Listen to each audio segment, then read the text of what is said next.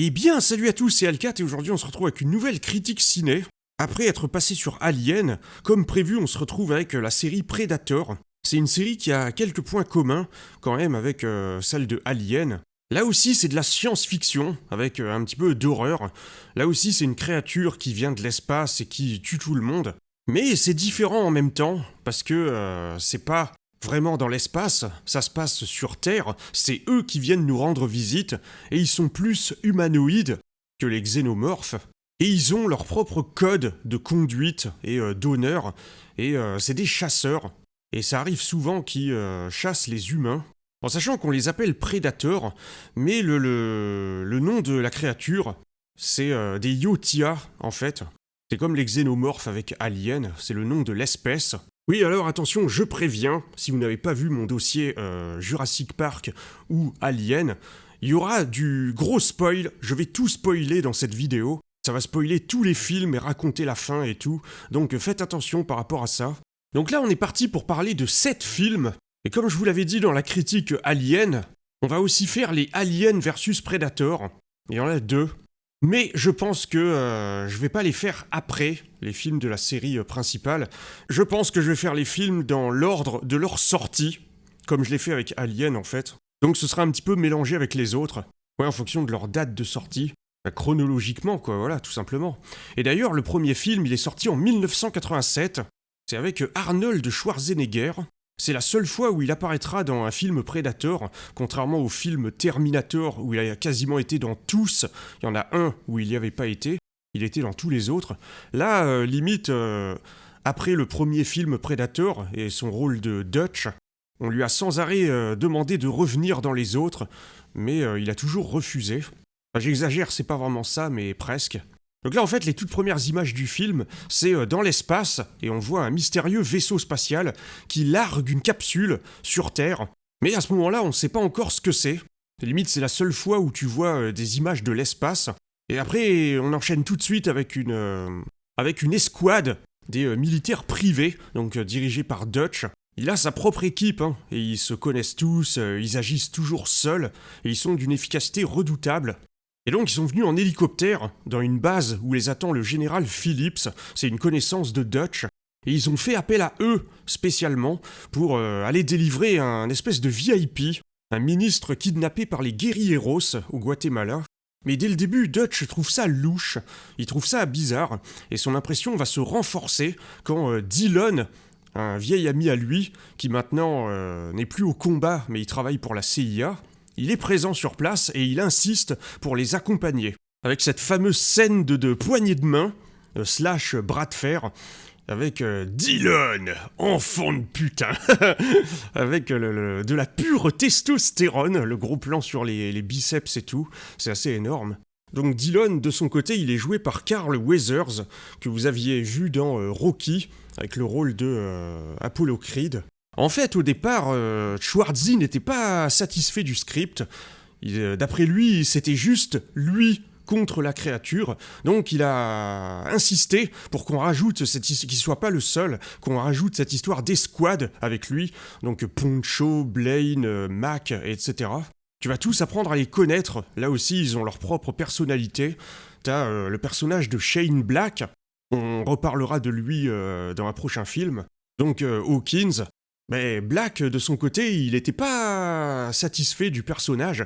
Il trouvait qu'il n'était pas très mémorable, et vu que c'est le premier à mourir, eh bien, il fallait lui rajouter quelque chose. Donc c'est lui qui a eu l'idée de lui faire dire ces blagues vaseuses, ces blagues sur le cul. C'est totalement beauf, c'est assez énorme. T'as Billy qui est un petit peu indien, d'ailleurs lui aussi on reparlera de lui plus tard dans un prochain film. Et il a une espèce de sixième sens du combat. T'as Blaine, le gros dur à moustache avec sa cracheuse, la Gatling, qu'il porte dans ses mains. D'ailleurs, c'est plus ou moins la même qui est utilisée dans Terminator aussi. Mais ils ont modifié la poignée. Et en parlant de ça, d'anecdotes de tournage, j'en ai pas mal pour ce premier film.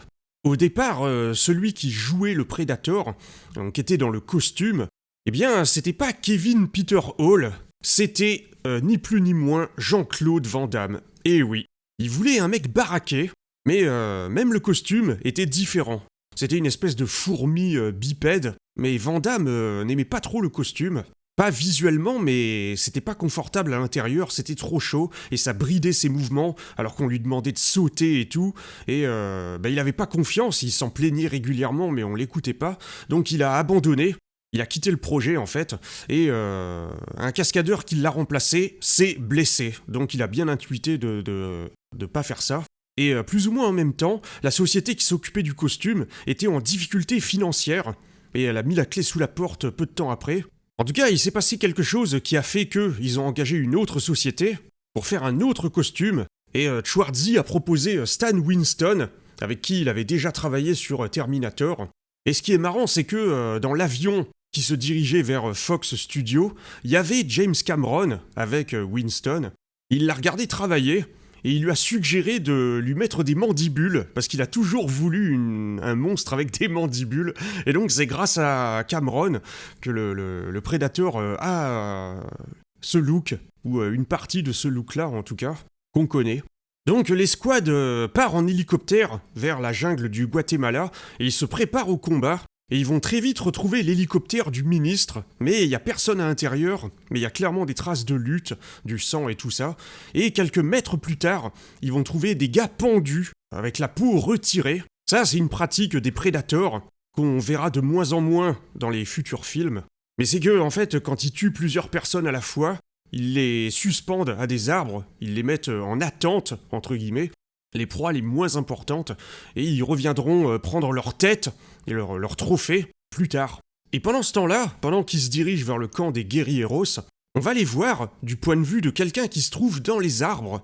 On va entendre des bruits de bouche bizarres, et sa vue est en infrarouge, en mode détecteur de chaleur.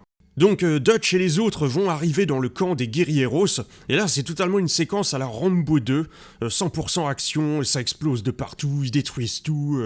Parce que, en fait, les guerrilleros viennent d'exécuter un otage dans une scène assez dérangeante. Parce que moi, faut savoir que j'aime pas du tout, dans les films, quand on s'en prend à quelqu'un sans défense, donc quelqu'un qui est attaché, par exemple. Eh bien, enfin, là, en tout cas, dans ce film-là, parce qu'il l'abat d'une balle dans la tête, mais vraiment froidement, hein, et... C'est comme ça dépend de la sensibilité de chacun. Hein. Dans mon dossier The Grudge, je vous avais dit que j'aime pas qu'on touche aux yeux. Ben là, c'est un petit peu la même chose. Hein.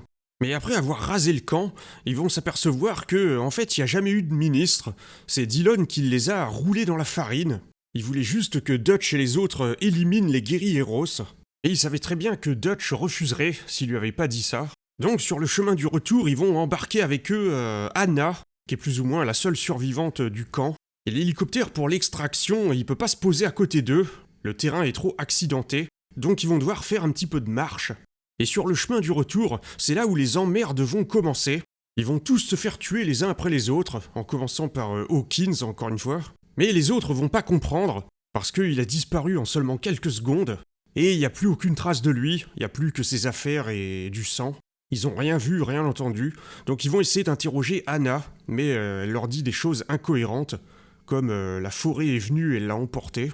Et en fait, plus le temps va passer, plus ils vont se rendre compte qu'il y a quelque chose qui va pas, que c'est pas possible que ce soit un simple humain. Ils vont en apprendre de plus en plus sur la chose, comment il se déplace, donc dans les arbres, le fait qu'il utilise un camouflage optique, des armes futuristes, et etc.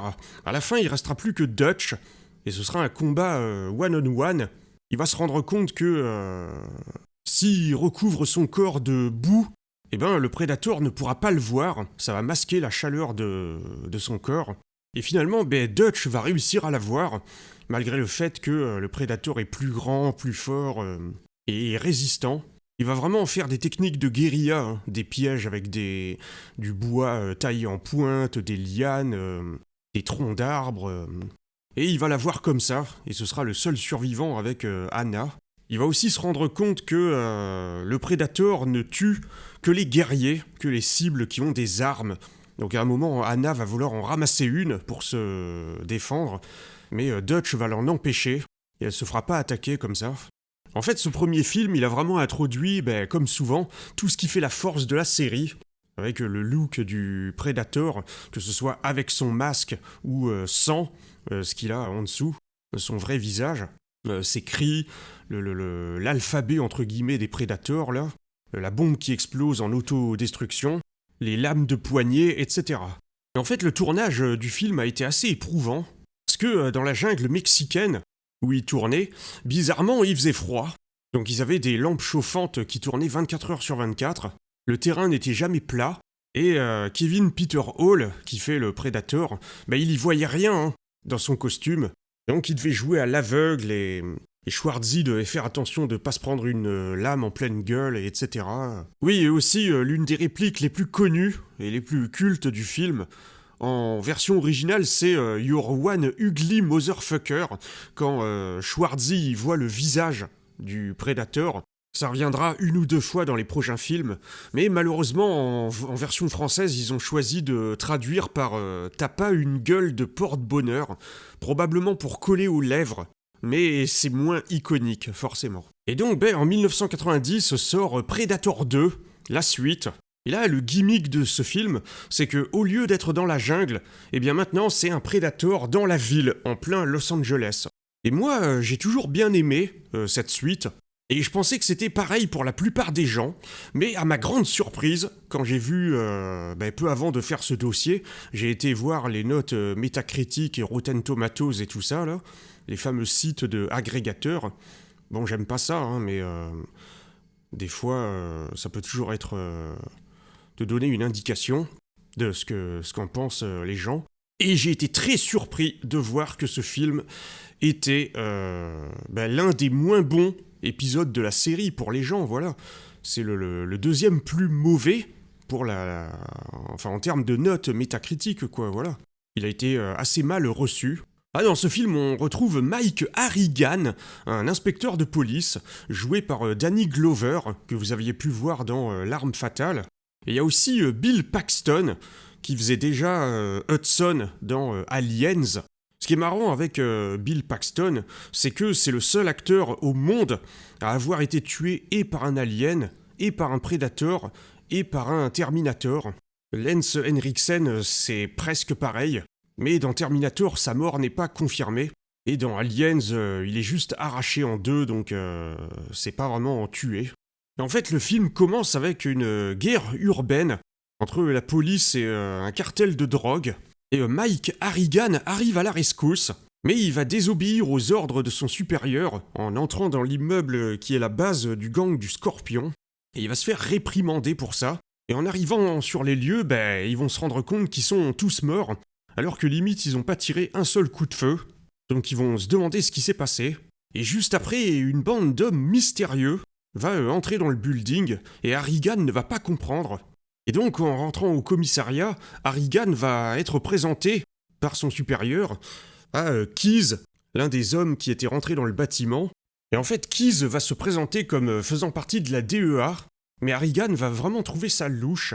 Et peu après ça, t'as Jerry Lambert.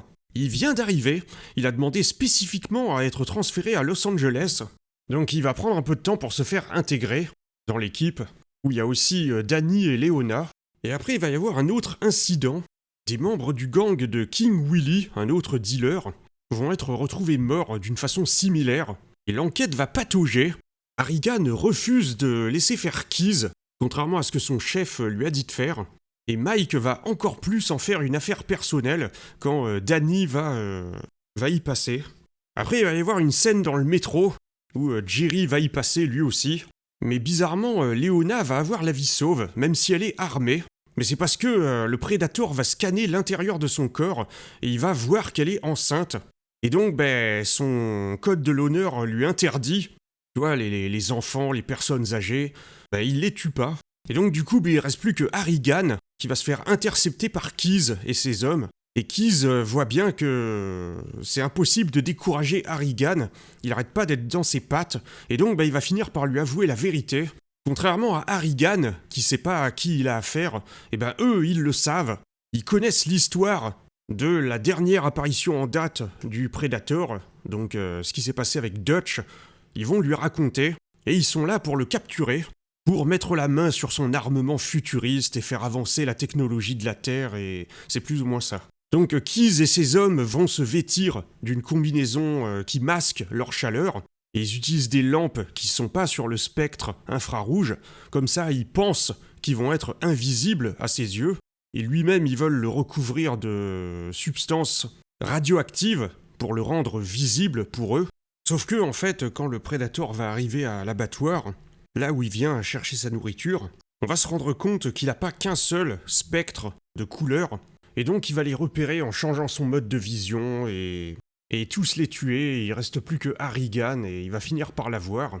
Mais ce qui est vraiment pas mal avec ce film, c'est que il élargit l'arsenal du prédateur. Il y a de nouvelles armes, comme le disque, etc. Et les autres modes de vision, et ces histoires de code de l'honneur, et etc. Après, ce sera repris dans les autres œuvres, hein, Predator. Là aussi, pas seulement les films, mais aussi les comics, les jeux vidéo, etc. Par contre, il y a des trucs un petit peu cons, quand le Predator, il utilise de la céramique pour créer son fluide qui permet de se soigner. Il utilise des carrelages d'une salle de bain. Pourquoi ? Mais à la toute fin, tu vois Harrigan qui rentre dans le vaisseau spatial, tu vois comment c'est fait à l'intérieur, et tu vois une espèce de salle de trophées, où il y a différents crânes de différentes créatures, et l'un d'entre eux, c'est un alien, voilà. Et après ce film, il y aura plus de films Predator pendant 20 ans, hein, parce que le prochain c'est Predators, sorti en 2010. Mais avant de vous parler de ce film, il faut d'abord que je vous parle du premier film, Aliens vs Predator. Donc le film est sorti en 2004, et il est fait par notre ami Paulie. Et oui, le fameux Paul W.S. Anderson, qui a aussi fait les films Resident Evil, et le premier film Mortal Kombat, que j'aime beaucoup encore une fois. C'est l'un de mes films préférés. Et ce premier film, Alien vs Predator, moi j'aime bien, tu sais quoi. Bon, le prochain ce sera autre chose, mais celui-là il est vraiment pas mal. Bon, il est pas non plus incroyable, hein, mais il a des qualités. Pourtant, là aussi, il a été très négativement noté sur Rotten Tomatoes et compagnie, encore pire que Predator 2. Donc en fait, le scénario de ce film, c'est que t'as Monsieur Weyland, un autre que dans Prometheus. Il réunit une équipe de spécialistes, un archéologue, un géologue et un guide, donc Alexa Woods, le personnage principal du film, pour se rendre en Antarctique, là où son satellite a découvert quelque chose de très étonnant. A priori, ce serait une pyramide, plus ancienne que toutes celles qui sont connues, donc évidemment que ça intrigue. Mais Lex le sent pas, elle est pas très chaude pour y aller, mais elle va finir par se laisser convaincre. Évidemment, tout le monde est un peu pris par l'euphorie du moment, et par l'éventualité de découvrir un grand vestige archéologique, mais il faudrait pas non plus en oublier leur sécurité. Et en arrivant sur place, ils vont se rendre compte que quelqu'un, ou quelque chose, a créé un énorme tunnel qui va droit vers la pyramide. Alors que eux, ils étaient sur le point de mener une opération d'excavation pour pouvoir y accéder, mais ils n'auront pas à le faire. Et en fait, pour l'instant, tout se passe relativement bien, mais dès qu'ils vont entrer dans la pyramide, il y a plusieurs mécanismes qui vont s'activer, et ça va faire bouger les murs de la pyramide toutes les 10 minutes, et la configuration des salles, et une reine alien va être décongelée, et commencer à pondre, et 3 prédateurs vont arriver, comme si c'était pas déjà assez la merde comme ça. Parce qu'en fait, l'équipe de Weyland va découvrir un sarcophage, et ils vont piller les armes prédateurs qui se trouvent à l'intérieur, donc leurs propriétaires légitimes vont vouloir les récupérer. Donc dans la chambre des sacrifices, tu vas avoir des œufs d'aliens qui vont être transportés, et qui vont infecter les membres de l'équipe présents, et tout le monde va être séparé, vu que les murs bougent sans arrêt. Ils vont se retrouver dans un vrai dédale, mais ils vont pas avoir le temps d'être coincés bien longtemps, parce que les xénomorphes et les prédateurs vont arriver. Et là, t'as le principal intérêt du film, après à peu près la moitié, et qui donne son nom au film, c'est le combat contre les aliens et les prédateurs. Parce que tu vas apprendre que il y a plusieurs milliers d'années, ils sont arrivés sur la Terre, et c'est eux qui ont appris aux humains comment construire les pyramides, dont celle-là, mais en échange, ils voulaient que les humains se livrent à des sacrifices pour donner naissance aux aliens, et pour pouvoir les affronter, parce que c'est un bon challenge, c'est le moins qu'on puisse dire. Et en fait, t'as quasiment tous les personnages qui vont y rester, sauf Lex, comme d'habitude. Et on va revoir un petit peu comme on avait vu dans Predator 2, avec Weyland, qui est assez vieux et condamné avec la maladie. et un Predator va refuser de le tuer, mais il va être forcé de le faire quand même, quand Weyland va l'attaquer à coups de lance-flamme. Et Lex va comprendre qu'elle a tout intérêt à devenir l'allié du Predator, le seul qui est toujours vivant sur les trois, pour lutter contre les aliens. Et ça, j'ai bien aimé, hein, ce côté un humain qui fait équipe avec un Predator, parce que de toute façon, avec un alien, c'est pas possible. Encore une fois, je suppose que c'est pas la première fois qu'on voit ça, hein. Parce que en juillet 1996, dans un comics, t'as le personnage de Raphaël Adolini, en 1718, qui fait équipe avec un Predator. Et à la fin de Predator 2, tu vois le pistolet de pirate, là, qui est donné à Harrigan par l'un des Predators. Il y a marqué Raphaël Adolini, 1715, sur le flingue. Donc là, il donne une explication à ça. Donc là, comme à la fin de Aliens, la reine va se détacher, et elle va être déchaînée, au sens propre et au sens figuré, et elle va combattre Lex et Scar. Oui, parce que plus ou moins tous les Predators ont un nom. La plupart du temps, c'est des noms communs, en anglais, et en un seul mot, ou en deux mots. D'ailleurs, celui de Predator 2, il est appelé City Hunter, comme Nicky Larson. Et à chaque fois que je fais des recherches sur City Hunter, dans Google Images, je tombe sans arrêt sur des images de ce Predator. Donc ça me complique un petit peu la tâche, c'est assez marrant. Donc Scar, il a lâché sa bombe d'autodestruction pour détruire la pyramide et tuer tous les aliens, mais il y a la reine qui reste. Et la fin, ça fait totalement Predator 2, avec d'autres Predators qui apparaissent devant Lex, après la mort de l'un des leurs. Et là aussi, il lui donne un cadeau. Mais là aussi, c'est énorme parce que ça amplifie le background et la mentalité des Predators. Avec le fait que tu vois un Elder avec sa cape, avec les différents grades des Predators. Et il voit les marques sur le visage de Lex et il comprend que elle est devenue membre à titre honoris causa du clan. Et à la fin, tu vois que Scar, qui est mort pendant le combat contre la reine, tu vois qu'il a été infecté, et t'as un chestbuster qui sort de lui, mais c'est un chestbuster particulier, un chestbuster de prédalien, voilà. Et malgré les critiques peu élogieuses à son sujet, le film a donné naissance à une suite, et vous savez ce qu'on dit, on peut toujours faire pire. Et parfois, quand tu trouves une œuvre pourrie alors qu'il l'est pas vraiment, celui d'après, lui, il va te montrer ce que c'est que être vraiment à chier. C'est le cas avec celui-là, Aliens vs Predator Requiem, sorti en 2007. Et si vous avez trouvé le premier Alien vs Predator, parce que là c'est Aliens, ils ont rajouté un S, si vous l'aviez trouvé mauvais, celui-là, j'ose pas imaginer ce que ça peut donner. Honnêtement, j'ai pas vraiment apprécié ce film, si ça se voit pas. En fait, le film reprend très exactement là où le premier AVP s'est arrêté. Il va même reprendre la scène de Chestbuster, mais refaite. Et une fois adulte, le Prédalien, qu'on attendait de voir au cinéma depuis très longtemps, c'est d'autant plus dommage, va foutre le bordel dans le vaisseau des Predators, et ça va le faire s'écraser sur Terre. Et le vaisseau va atterrir non loin d'une petite bourgade, relativement tranquille. Et le Prédalien va commencer son massacre avec ses copains aliens. Mais là, t'as un Predator solitaire qui s'appelle Wolf, qui va recevoir un appel de détresse, et il va y aller pour sauver la situation et venger ses potes Predator. Et Alien vs Predator, Requiem, il aura au moins servi à ça.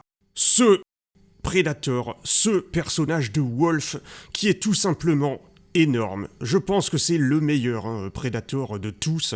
Il est vraiment fort, il a un double canon d'épaule, il a un alien dans chaque main, c'est... Oui, il est impressionnant. Dommage que ses prestations soient gâchées par l'un des plus gros défauts du film, l'éclairage. Qu'est-ce qui s'est passé ? C'est simple, on voit rien, c'est trop sombre. Ça, c'est l'un des défauts qui revient le plus souvent dans les critiques, et effectivement, tu ne peux qu'être... étonné qu'un film pro à 40 millions de budget soit comme ça. Donc en parallèle de ça, tu vas voir le quotidien de Ricky, c'est le frère de Dallas qui vient juste de rentrer après avoir purgé sa peine de prison. C'est une famille à problème. Donc il y a tout ce côté teenage movie que j'aime pas trop dans le film. Il est amoureux de Jessie et Elle sort avec un mec appelé Dale, qui est un vrai trou du cul. Ils vont le frapper et jeter ses clés dans les chiottes. Mais heureusement, Dallas est là pour calmer la situation. Et à côté de ça, tu vas voir le shérif Morales. Il va se rendre compte que dans la ville, il y a des disparitions mystérieuses et des meurtres, alors que ça n'arrive jamais dans cette ville. Un autre avantage du film, c'est que le pré d'Alien, il est pas décevant, hein. Il est bien fait au niveau de son design. Mais par contre, au niveau de ses pouvoirs, ses capacités, je sais pas ce qui s'est passé avec les réalisateurs, là, s'ils ont des fétiches ou je sais pas quoi, mais c'est dégueulasse, hein, ce qu'il fait, notamment aux femmes. Ben en fait, pour faire simple, il les embrasse, entre guillemets, et il les insémine comme ça, en leur pondant des œufs dans la bouche, et notamment avec des femmes enceintes, ben, elles ont des belly busters, c'est n'importe quoi, et ben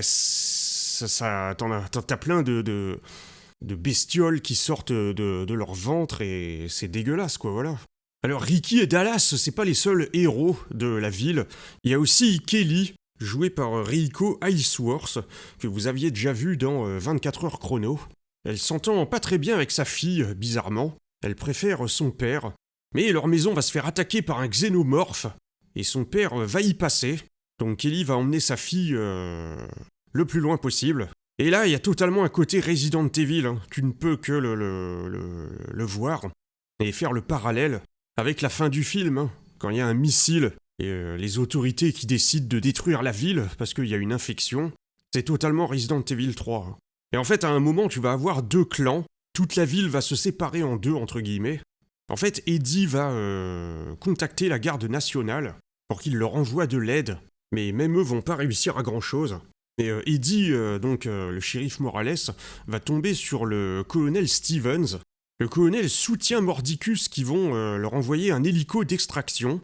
Mais Kelly et Dallas ne le sentent pas. Ils pensent que le gouvernement ment. Et donc, il y a deux groupes qui vont se créer. Soit tu suis Eddie et t'attends l'hélico qui est en plein centre-ville, donc déjà là c'est louche. Soit tu vas avec Dallas et Kelly et tu fonces vers l'un des deux hélicos de la ville, notamment à l'hôpital, et tu te barres par tes propres moyens, vu que Kelly est militaire, elle sait le piloter.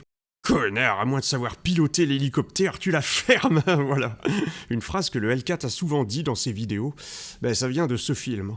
Et en fait, c'est Dallas et Kelly qui avaient raison. Hein. Eux, ils réussissent à s'enfuir avec Ricky, mais tous les autres sont morts. Et à la fin, t'as Stevens qui récupère le plasma caster du Predator et qui l'amène à Miss Yutani. Voilà, c'est la seule fois dans les films qu'au lieu de voir Weyland, on voit Yutani. C'est la fusion des deux, encore une fois. Et tu vois qu'elle est japonaise et tout ça. Tu la vois, Mais attention, pendant 5 secondes, hein, pas plus. Hein. Et ce qui est énorme, c'est que c'est Françoise Yip, donc, qui jouait le rôle de Saeko, entre guillemets, dans Mr. Mumble. Hein. C'est elle qui fait Miss Yutani. Donc à la fin, le Prédalien et Wolf, ils sont tués par l'explosion atomique, hein, entre guillemets, comme tous les autres. Eddie et les autres habitants. Donc pourquoi pas s'ils veulent, hein. Il y avait de l'idée dans ce film, mais comme on dit souvent, ça a été poorly executed. Et ce qu'il faut se dire avec les Aliens versus Predator, c'est que s'ils n'avaient pas été là, on n'aurait pas eu de film Predator, entre guillemets, pendant 20 ans, comme je vous l'avais dit tout à l'heure. Alors que là, ça a permis d'en avoir assez régulièrement. Grâce à eux, c'est ce qu'il faut se dire, je suppose. Donc, cette fois-ci, on passe à Predators. Donc le film est sorti en 2010. Ça commence avec un mercenaire, dont au début je ne connais pas le nom, et qui est vraiment un clone de Peter Wingfield, qu'on pouvait voir dans Highlander, la série télé. Et à ma grande surprise, encore une fois, les gens ont bien aimé ce film, en fait. Il a été assez bien reçu, plus que les 3 précédents, en tout cas. Alors que moi, il est bien, hein, si vous voulez, mais je trouve pas non plus ça si incroyable que ça. Mais au moins, il est différent des autres, et c'est le retour de la jungle. Donc en fait, Royce, c'est le nom du mercenaire, il a été éjecté dans le ciel, il tombe, et son parachute va s'ouvrir juste à temps, et il vient de se réveiller. Il a été kidnappé, et donc on va se rendre compte qu'il n'est pas le seul dans ce cas-là. Il y a 7 autres personnes, avec des profils différents, mais une chose en commun, à part un, où bizarrement on se demande ce qu'il fout là, et Royce le dit lui-même, ces gars-là sont tous des tueurs. T'as un sniper qui s'appelle Isabelle, l'homme le plus recherché d'Amérique, prisonnier appelé Stans, un yakuza appelé Hanzo, etc. Au début, ils vont tous se foutre sur la gueule, ils savent pas ce qui leur arrive, c'est normal, mais ils vont décider bon gré mal gré de faire équipe et de plus ou moins désigner Royce, parce qu'il a l'air de savoir de quoi il parle, comme leader. Et donc celui dont on sait pas ce qu'il fout là, c'est un médecin appelé Edwin, même si, comme je vous l'avais dit dans le dossier Alien, l'une des choses qui m'a gêné dans ce film, c'est que, à part Royce et Isabelle, et Nikolai, les autres, t'entends pas une seule fois leur nom. Donc tu l'appelles le Mexicain du cartel de la drogue, le médecin, l'Africain, ça c'est con quand même. Leur nom n'est pas prononcé une seule fois. Donc ça n'aide pas à l'empathie. Et donc le mec que tu sais pas ce qu'il fout là, c'est le médecin quoi. Un personnage d'une qualité relative. Mais il réserve son lot de surprises à la fin. Et tu finis par comprendre pourquoi il a été choisi. En fait, c'est jamais expliqué dans le film, mais ces gens-là ont été kidnappés par on sait pas qui, peut-être des alliés des prédateurs, allez savoir, ou les prédateurs eux-mêmes, pour être envoyés sur une autre planète, mais au début on le sait pas, ils ont l'impression qu'ils sont toujours sur Terre, et pour servir de cible à des super prédateurs. C'est une caste isolée des autres, ils ont pas vraiment de code de l'honneur, eux c'est un petit peu des pourritures, donc ça déjà c'est assez particulier. Et ils ont fait prisonnier un autre prédateur, qui lui, s'il faut, c'est un prédateur normal, mais ils sont ennemis entre eux, tu vois. Et ils ont des espèces de chiens extraterrestres qu'ils lancent à la poursuite des autres pour les tester et les pister. Et ils vont jouer avec eux comme ça, et voir s'ils sont dignes, et pour après les chasser eux-mêmes. Et après, ils vont rencontrer Noland, après avoir été confrontés aux 3 super predators. C'est un survivant. Lui, il est là depuis 10 ans, et il a un petit peu perdu la tête. Au début, ce personnage-là, ça devait être Harrigan, mais Danny Glover a refusé le rôle, et tant mieux, ça aurait un petit peu traîné le personnage dans la boue. Donc là, il est incarné par Laurence Fishburne, et il va leur apprendre quelques petites choses sur les prédateurs. Il en a tué 2 ou 3, il se souvient plus. Et Royce va avoir l'idée de s'enfuir en vaisseau, parce qu'il faut trouver le moyen de quitter cette planète. Et donc Royce, à la fin, il va délivrer le prédateur prisonnier, qui va récupérer son stuff et tout, et lui, vu qu'il a de l'honneur, il va activer le vaisseau et le programmer pour atterrir sur Terre. Il va comprendre ce que veut Royce. Et à la fin, il reste plus que Royce, Isabelle et Edwin qui sont vivants, sur tout le groupe. Mais Edwin va être blessé, il va se prendre les pieds dans un piège à loup. Donc Royce suggère de l'abandonner, il est assez pragmatique. Il peut paraître froid comme ça, mais il pense à la survie du groupe. Mais Isabelle va pas être d'accord et va rester avec Edwin. Et apparemment, Royce va réussir à monter dans le vaisseau, mais l'un des super prédateurs, après avoir tué le prédateur allié, va faire exploser le vaisseau. Et donc, a priori, Royce est mort, sauf que il a bien intuité, il fallait pas monter dedans, et donc il ne l'a pas fait. Mais il va percer à jour Edwin, mais en fait c'est un médecin de la mort, quoi, entre guillemets, qui apparemment faisait des choses pas très glopes à ses patients. Il a injecté du neurotoxine de l'une des plantes de la planète à Isabelle, et lui il veut pas partir, il pense qu'il a sa place ici, parmi les tueurs, mais Royce va le percer à jour, et il va le neutraliser. Et après ça va devenir plus ou moins un copier-coller de Predator 1, avec Royce qui va s'enduire de boue pour affronter le dernier des 3 super prédateurs qui restent. Les 2 autres ont été tués par des explosions ou je sais pas quoi. Mais en fait, c'est pas vraiment la même chose, vu que, en plus de s'enduire de boue, parce qu'il a compris que ça le rendait invisible, comme Dutch dans le premier film Predator, en plus de ça, il va faire du feu partout pour brouiller la vision du Predator, de son casque. Et effectivement, il voit que dalle, il voit tout en jaune, donc c'est une bonne idée. Et après, grâce à l'aide d'Isabelle, il va réussir à le tuer. Et là, ils pensent qu'ils sont momentanément sortis d'affaire, même s'ils ne voient pas comment ils vont quitter cette planète. Mais à peine ils se sont remis de leurs émotions, qu'il y a d'autres personnes qui sont parachutées, et donc d'autres dangers potentiels. Et le film se termine comme ça, et la suite, tu le verras dans les comics a priori. Mais normalement, ils vont réussir à survivre, et à partir. Le titre du film, Predators, au pluriel, c'est déjà parce qu'il y en a plusieurs. Et par rapport à faire un clin d'œil à Aliens, tu vois, le deuxième film de Alien.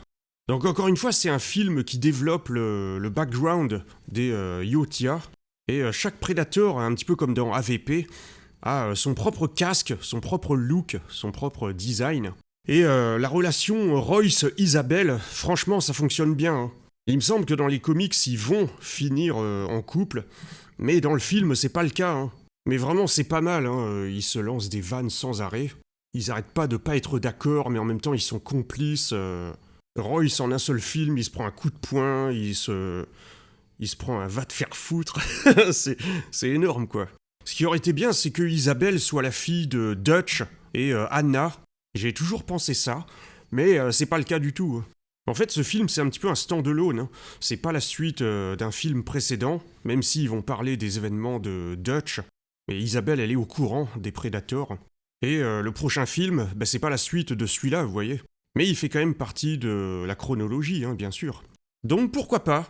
J'aime bien, relativement, même si la première fois que je l'ai vu, c'était pas vraiment le cas. Hein. Ce qui est pas mal, c'est que dans le générique de fin, ils ont mis comme musique Long Tall Sally. En fait, c'est une chanson, et tu l'entends dans le tout premier film Predator. C'est Blaine qui écoute ça, avec un poste de radio, quand ils sont dans l'hélicoptère. Donc là, ça fonctionne bien, hein. Tu rigoles hein, en entendant ça. C'est totalement fanservice. Hein. De toute façon, dans tous les films Predator, sauf le dernier, t'entends sans arrêt le thème du film, c'est un petit peu comme Terminator. Et donc là, on l'entend aussi dans le générique de fin, après Long Tall Sally, qui a été raccourci pour le coup. Donc après, on va passer au prochain, The Predator, donc sorti en 2018. Ce film, il a plusieurs particularités, mais la principale, je dirais, c'est qu'il a été réalisé par Shane Black, donc l'acteur de Hawkins dans le tout premier film Predator, donc qui est aussi réalisateur. Hein. Il a réalisé Kiss Kiss Bang Bang, Iron Man 3 et d'autres. Hein. Et autant le dire tout de suite, ce film c'est un petit peu une énigme déjà. On comprend pas grand chose, on comprend pas où Shane Black il a voulu en venir, même si a priori il est connu comme étant assez humoristique, et il part souvent dans la dérision, d'accord, mais même... Franchement, ce film, c'est un petit peu du gros what the fuck. Hein. Je pense que c'est le plus mauvais film Predator jamais réalisé, quoi. Bon, AVP Requiem, c'est une exception. Hein. Encore une fois, c'est la licence AVP. C'est pas vraiment un film Predator à proprement parler. Mais qu'est-ce que c'est que ce truc, quoi, vraiment. Donc au début, tu vois un militaire, un sniper du nom de McKenna. Il est en mission pour sauver des otages. Mais au moment où il allait tirer sur ses ennemis, t'as un vaisseau Predator qui s'écrase à côté de lui, et donc il va récupérer l'équipement du Predator, après l'avoir un petit peu amoché. Donc il va récupérer son masque et son poignet droit, donc où il y a des armes du Predator, et il va l'envoyer par la poste, chez lui, chez son ex-femme et son fils, parce qu'il lui faut des preuves pour raconter tout ça, parce que sinon personne ne le croira. En fait, son fils, il est autiste, et il va ouvrir le paquet, il aurait probablement pas dû, il y a le masque à l'intérieur, et il va le porter pour Halloween, au lieu des 2 masques que sa mère avait choisis pour lui, un de Frankenstein et un de pirate. Et en même temps, McKenna, il est avec d'autres fous, entre guillemets, des anciens militaires ou autres, qui ont commis des actes pas forcément super graves, mais qui nécessitent un accompagnement. Et en parallèle de tout ça, t'as Casey Brackett, une biologiste, et elle est méga ça c'est un truc de fou. Au moins le film, il a ça pour lui, qui va être amené dans une espèce de base, un espèce de laboratoire de Stargazer, et elle va rencontrer plusieurs scientifiques qui travaillent là-dedans, et notamment Sean Keyes, donc le fils de Peter Keyes de Predator 2. D'ailleurs, l'acteur qui joue Sean Keyes, c'est aussi le fils de l'acteur de Keyes de Predator 2 dans la vraie vie. Donc ça c'est énorme, même si bon, il a un rôle relativement limité dans le film. Et donc elle va faire la connaissance d'un Yotia qui a été capturé, et c'est celui que McKenna a affronté. Ils l'ont endormi, et évidemment elle est subjuguée de voir ça, mais on lui a demandé de venir parce que il a des gènes humains. Donc c'est quoi ce bordel ? Est-ce qu'un Yotia a ken avec une humaine ? Eh bien non, pas vraiment. C'est un prédateur qui est issu de manipulation génétique par son peuple, on le voit plus tard dans le film, pour lui donner des gènes humains, parce qu'il considère que les humains sont pas si dégueulasses que ça, au niveau du combat, Ils en ont tué plusieurs de leur race après tout, et donc ils veulent renforcer les gènes de la race Yotia en faisant des croisements. C'est un petit peu bizarre, je suis pas fan de ce concept dans ce film. Mais après tout, pourquoi pas, si c'est fait par une caste un petit peu isolée des prédateurs. Et c'est aussi comme ça que le deuxième Predator du film a été créé, le Upgrade Predator. Lui, il fait 3 mètres, c'est une espèce de brute, c'est hallucinant. Il est à poil, pas de casque ni rien, il en a pas besoin, il tue tout le monde à la force de ses gros bras, on va dire. Même s'il a quand même quelques armes, il me semble. Et en fait, on va s'apercevoir que le premier Predator, il est pas venu sur Terre pour tuer tout le monde, même s'il tue quand même pas mal d'humains, mais c'est parce qu'il l'attaque.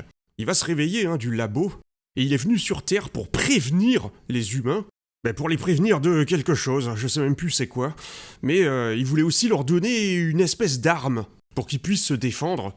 Donc c'est dans un espèce de container, mais le Upgrade Predator va le tuer, et on voit qu'il a aussi des chiens, comme dans Predators, mais bizarrement ils ont pas le même look. C'est pas les mêmes sortes de chiens. Il y en a un qui va devenir plus ou moins allié du groupe, de McKenna, Casey et les autres. Vraiment une bande de bras cassés. Tu t'attaches à eux, t'en as un qui a la tourette et tout ça, c'est du grand n'importe quoi. C'est de l'humour vaseux, vraiment. Tu vois que c'est l'acteur de Hawkins qui est aux commandes. Et donc, le Upgrade Predator, il va dire qu'il est là pour emmener avec lui McKenna, qui est l'avenir de la race humaine, le mâle alpha, entre guillemets. Et donc, tout le monde va croire qu'il parle de Queen, mais en fait, non, il parle de Rory, le fils de McKenna. Parce que le film t'explique que, plus ou moins, que très souvent, l'autisme, c'est une forme de génie, et il a des capacités supérieures. Donc, grâce au sacrifice de la plupart des membres du groupe, Casey et McKenna vont réussir à sauver Rory et à tuer le Upgrade Predator. Et à la fin, tu vois McKenna qui a été promu colonel ou je sais pas quoi, il est avec toute son attirail, et il rend visite à un laboratoire scientifique, là où son fils travaille maintenant. Ils étudient la technologie Predator, ils ont récupéré le package entre guillemets, et à l'intérieur ils vont se rendre compte que c'est une armure appelée Predator Killer, qui donne une espèce d'armure Predator aux humains, pour augmenter leur capacité de combat ou je sais pas quoi, et apparemment McKenna va en hériter, et le film se termine comme ça. Donc voilà, s'ils veulent, encore une fois, c'est un petit peu space ce film. J'ai pas trouvé ça incroyable. Pour moi, c'est le moins bon de tous. Autant les précédents films, certains n'étaient pas incroyables, mais ils rajoutaient du background, de nouvelles armes et tout ça pour le Predator, donc ça rattrapait le coup. Mais là, non. Même les ajouts, ils sont discutables.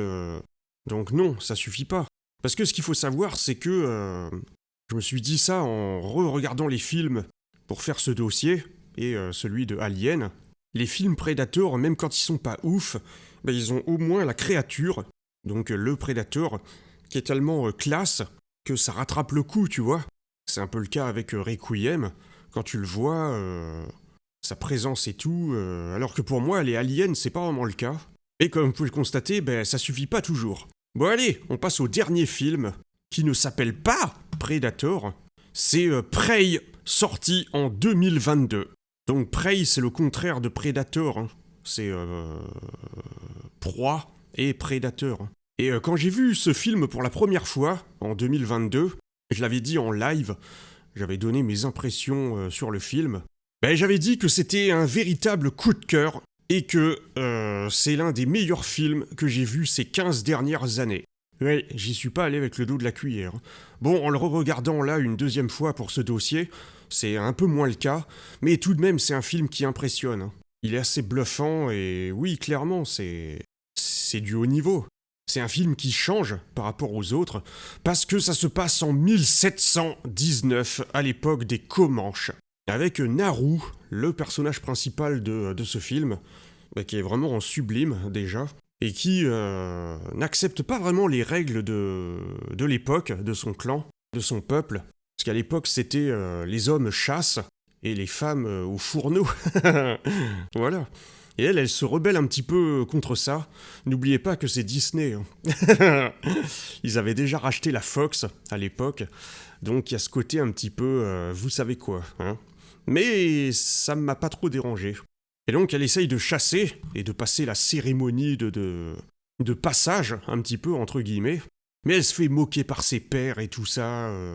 T'as pas vraiment de gens qui la soutiennent dans son entreprise, à part son chien, Sahari. Et tu vois son quotidien, hein, son entraînement au tomahawk, ses tactiques de chasse. Et elle aide sa mère à la médecine avec des herbes médicinales, dont une qui est orange, qui calme la douleur, mais qui donne très froid à la personne qui la mange. Et au bout d'un moment, Taabe, son frère, qui lui n'a rien à prouver en termes de chasseur, il va avertir Naru qu'il y a un lion des montagnes qui tue les Comanches. Donc ça va pas du tout. Ils vont partir à le chasser, lui et un groupe d'autres chasseurs, et comme vous vous en doutez, Naru va insister pour partir avec eux. Les autres vont pas vouloir, mais son frère va les convaincre de l'amener avec eux. Malheureusement, il y en a pas mal qui vont y passer, et Naru va pas réussir à le tuer, mais elle va le blesser quand même. Et finalement, c'est son frère qui va le tuer.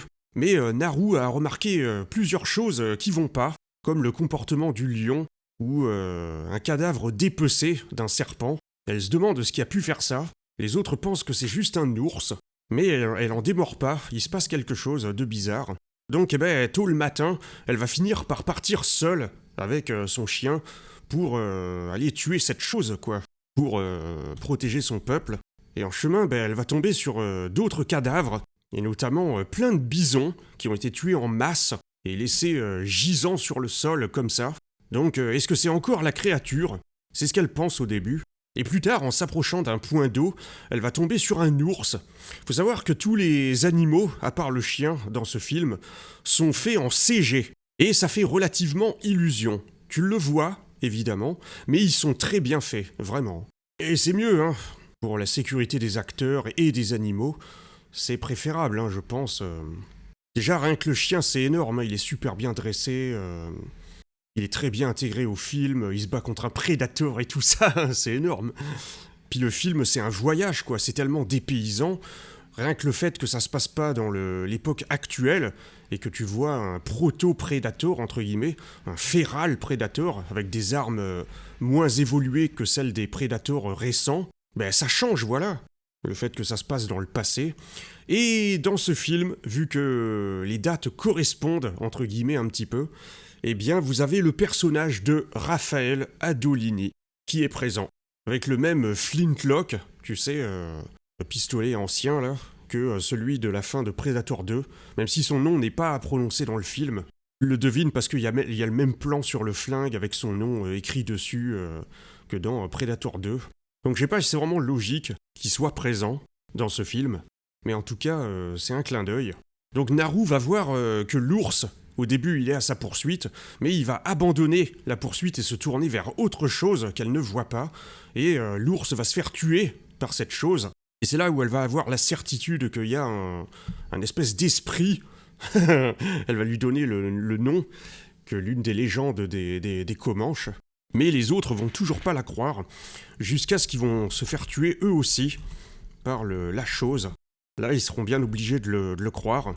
Donc Naru va se prendre les pieds dans un piège à loup que quelqu'un a posé. Et en fait, Naru va s'apercevoir que le prédateur va arrêter de la chasser, vu qu'elle ne représente plus une menace, elle est neutralisée par le piège. Et juste après, t'as des Français qui vont la capturer, c'est eux qui ont posé le piège vraisemblablement, et c'est eux qui ont tué les bisons. C'est des vraies pourritures, ces colons. Et elle va se retrouver en cage, et son frère aussi. Ils vont tenter, notamment avec Adolini, qui est un traducteur italien qui les a rejoints temporairement. Ils vont essayer de lui délier la langue et d'en apprendre plus sur le prédateur, parce que eux aussi ils sont menacés par lui. Mais elle va pas vraiment être très coopérative. Donc ils vont l'attacher à un arbre avec son frère. Mais le prédateur va arriver et tuer quasiment tous les colons, dont Adolini. Pourquoi je dis que c'est pas logique qu'il soit là ? Parce que il me semble que dans le comics, Adolini il mourait d'une façon différente, quoi. Ça contredit un petit peu les events du comics. Et donc Naru et Taabe vont essayer de se libérer. Et en fait, l'acteur de Adolini, dans une interview, il a dit que Taabe, c'est un ancêtre de Billy, du premier film Predator. Et Billy, c'est un descendant de ce personnage. Donc Naru va comprendre que la fameuse fleur orange qu'elle utilise pour sa médecine, et qui refroidit le corps, te rend invisible aux yeux du Predator. Donc elle va l'utiliser pour le combattre, et s'ensuit un combat dans la forêt, et elle va le battre comme ça, et réussir son rite de passage grâce à ça, alors que son frère a été tué par le Predator. Mais elle dit que la menace arrive. Donc qu'est-ce qu'elle veut dire par là? En fait, le générique de fin, c'est fait avec des dessins assez tribaux qui te remontrent les événements du film. Et dans le dernier d'entre eux, tu vois 3 vaisseaux Predator. Ça veut dire que ils sont pas sortis de l'auberge, voilà. C'est ça qu'elle a voulu dire, faut croire. Le thème est assez bon. Dans le générique de fin, encore une fois, c'est l'un des rares films où t'entends pas le thème de Predator. Ils auraient pu le faire en version orchestrée de façon tribale, mais c'est pas le cas. Mais le thème que t'entends à la place, et dans le film aussi, il est vraiment bon, hein, ça fait penser au thème des derniers Assassin's Creed et tout ça. Puis au niveau de la mise en scène et tout, c'est vraiment du lourd, hein, sérieux. Et normalement, une suite est prévue. Alors ça va pas arriver tout de suite, mais entre-temps, avant ça, il y aura un autre film, Predator, qui ne s'appellera pas Predator, ce sera Badlands en 2025, par le même réalisateur, mais ce sera pas la suite, hein, ce sera autre chose vraisemblablement. Bon voilà, on en a fini hein, avec ce dossier Predator. Donc vous l'avez compris, Predator, une autre série culte, de même que Alien, et notamment grâce à sa créature. Il y a un truc qui serait bien, et qu'on n'a pas encore vu vraiment peut-être succinctement dans certains films, peut-être Alien versus Predator, je sais plus, mais ce qui serait bien, ce serait de montrer le monde natal des Yotia, leur planète quoi, et comment ils vivent là-bas, ou je sais pas quoi, des rites, le chef suprême. Et après c'est vrai que c'est compliqué, hein, vu qu'ils ne parlent pas notre langue. Enfin, ils savent l'imiter, mais ils font que répéter comme des perroquets certaines phrases qu'ils ont entendues et qu'ils reproduisent. Dans The Predator, ils le font parler, hein, le upgrade Predator, avec un traducteur. C'est un peu spécial, hein, c'est un peu particulier là aussi. Je pense que c'est mieux qu'ils continuent de faire leurs cris et tout ça. En tout cas, j'espère que ça vous a plu, ce dossier, ces dossiers Alien et Predator. Encore une fois, ce dossier Predator, je le fais quelques jours après avoir tourné le dossier Alien, mais je pense que je l'enverrai bien plus tard, hein, avec les épreuves, à mon avis. J'ai pas envie de mettre en pause une épreuve, et vu que la prochaine, là, qui est l'épreuve SR, selon toute vraisemblance, elle est assez longue, donc ce sera pas tout de suite, hein. Ce sera quelques mois plus tard, faut croire. En tout cas, encore une fois, comme je l'avais dit dans le dossier Alien, c'est pas exclu que je ferai des mises à jour de ces dossiers, quand il y aura d'autres films, Alien ou Predator, qui vont sortir. Donc on verra bien, hein, tu sais quoi. En tout cas, c'était L4, j'espère que vous avez apprécié cette vidéo, et si c'est le cas, je vous dis à la prochaine. Allez, à ciao!